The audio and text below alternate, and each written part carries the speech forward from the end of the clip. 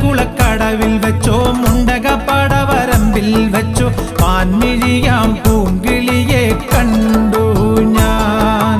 അമ്പലക്കുളക്കടവിൽ വെച്ചോ മുണ്ടകപ്പടവരമ്പിൽ വെച്ചോ മാൻമിഴിയാം പൂങ്കിളിയെ കണ്ടു ഞാൻ.